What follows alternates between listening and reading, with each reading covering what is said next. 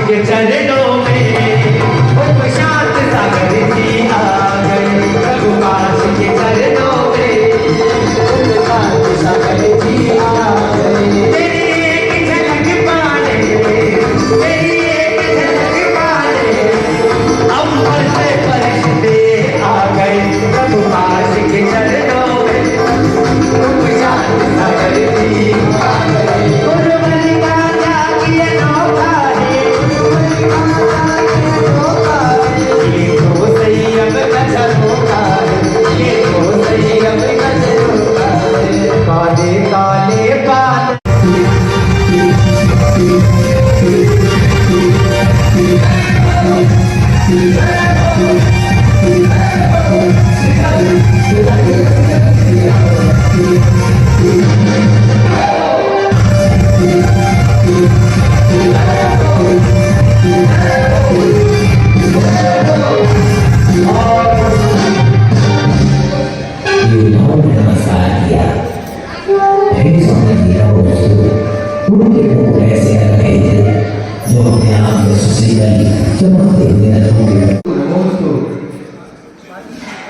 सच्चे दिगंबर जैन मुनि को प्रणाम करने का क्या फल मिलता है?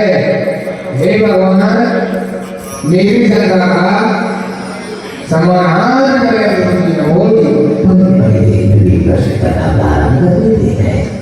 उनके मन में क्या सवाल है, जिज्ञासा है?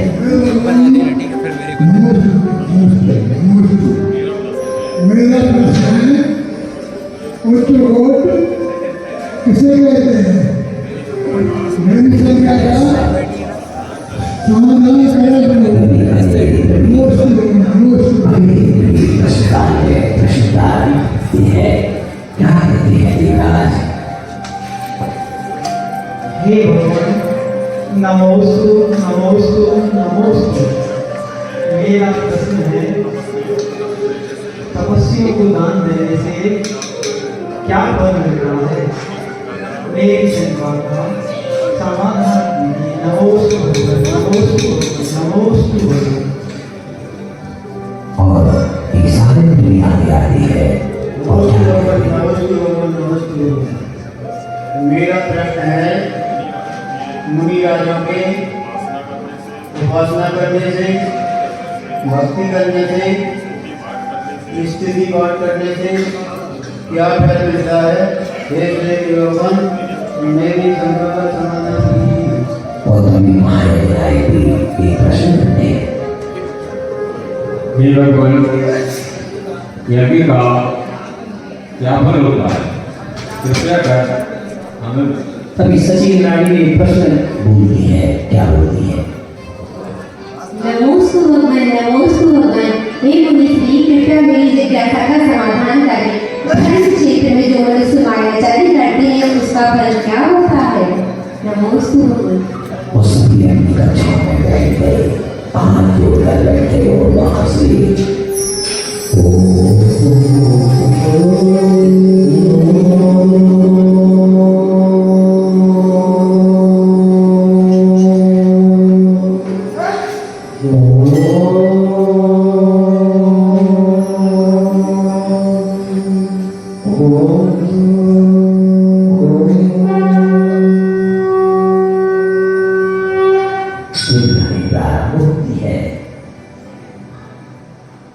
स्वर्ग से पधारे।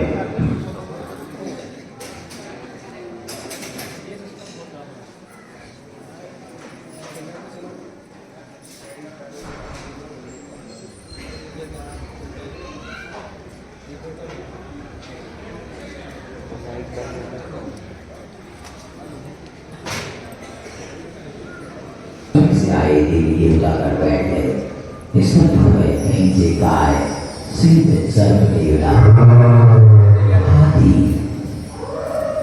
प्रवेश करने लगे और जल की गर्भधारा बहती, चिड़िया चहचहा रही है। हो गया वो वातावरण और तब ऐसे मुंसुनाथ बढ़ती चित गई गिरना प्रारंभ है। इस आए ठंड के भरत क्षेत्र की इस बेगमगंज नगर में भगवान का समोसरण आया है। इस समोसरण में स्वर्ग से तीर्थगण आदि आए हैं। आप लोगों ने जो प्रश्न किया है, आपके अलग अलग प्रश्न हैं। सची इंद्राणी का प्रश्न है कि जो धर्म क्षेत्र में माया जारी करता है उसका क्या फल होता है। तो जो धर्म क्षेत्र में माया जारी करता है उसका फल जैसे साधारण आप अपने घर गृहस्थी में माया जारी करते हैं उसका बहुत बड़ा पाप लगता है, तिर्यंत गति में वह जीव जाता है। और धर्म क्षेत्र में यदि माया जारी करता है तो निदत्ति निकासी जैसे कर्मों का बंध होता है। वज्र लेप के जैसा वह पाप कर्म आत्मा से चिपकता है और उसका फल भोगे बिना वह कर्म छोड़ता नहीं है। ये पाप कर्म माया जारी करने का फल पाप फल है, तिर्यंत गति का बंध होता है। इसलिए माया जारी हमें नहीं करना चाहिए। और आपने पूछा इस यज्ञ का क्या फल है। जैसे कल्प वृक्ष से जब आप अपनी इच्छा से जाते हैं कुछ मांगते हैं तो देता है, लेकिन ये यज्ञ ऐसा एक कल्प वृक्ष है, ऐसे कामधेनु है जैसे किसी छायादार वृक्ष के नीचे आप जाते हैं।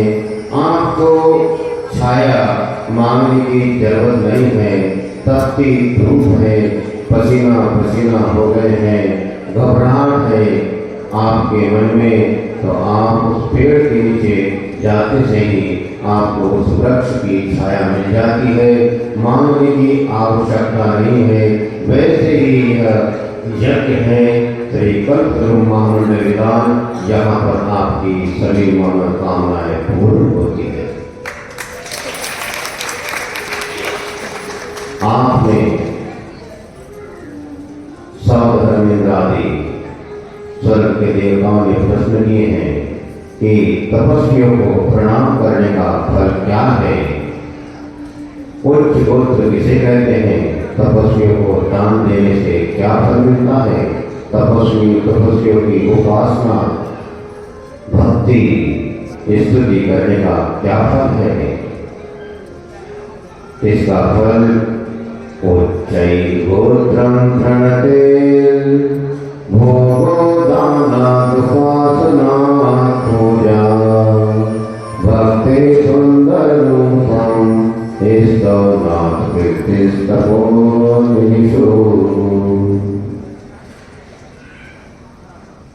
तपस्वियों को प्रणाम करने का फल उच्च गोत्र की प्राप्ति होती है। और उच्च गोत्र उसे कहते हैं जो लोक पूजित ऐसे कुल में जन्म होता है जहाँ पर मुनि मार्ग की परंपरा चलती है। जिस परिवार में मुनि आनिका आदि त्यागी गति बनते आ रहे हैं ऐसा वह उच्च गोत्र कहलाता है। और तपस्वियों को दान देने का फल ये होता है कि भूमि के भोगों की प्राप्ति होती है, स्वर्ग के भोगों की प्राप्ति होती है, अहमिंद्र के भोगों की प्राप्ति होती है। स्वर्ग और अहमिंद्र ऐसे स्वर्ग के देवता वहाँ स्वर्ग में रहकर वहाँ के सुख में ठाट बाट भोग कर फिर वहाँ से इस पृथ्वी लोक पर आते हैं और यहाँ पर उच्च पद जैसे चक्रवर्ती का पद प्राप्त करके संपूर्ण छह खंड का अधिपति होकर सुख से यहाँ राज करता है। ऐसा उसे सुख की प्राप्ति होती है। और तो और क्या, तपस्वी को दान देने से तीर्थंकर पद की भी प्राप्ति होती है और मोक्ष के अनंत सुख की भी प्राप्ति होती है। ऐसे तपस्वियों की भक्ति करने से सुंदर रूप की प्राप्ति होती है, कामदेव की प्राप्ति होती है। सुंदर रूप कामदेव से बढ़कर किसी का नहीं होता है और वह कामदेव नियम से मोक्ष जाता है। और इन महिलाओं की स्तुति करने से हमें सुयश की प्राप्ति होती है। ऐसे तपस्वियों की उपासना भक्ति करने से, स्तुति करने से हरिहंत पद की भी प्राप्ति हो जाया करती है। ओम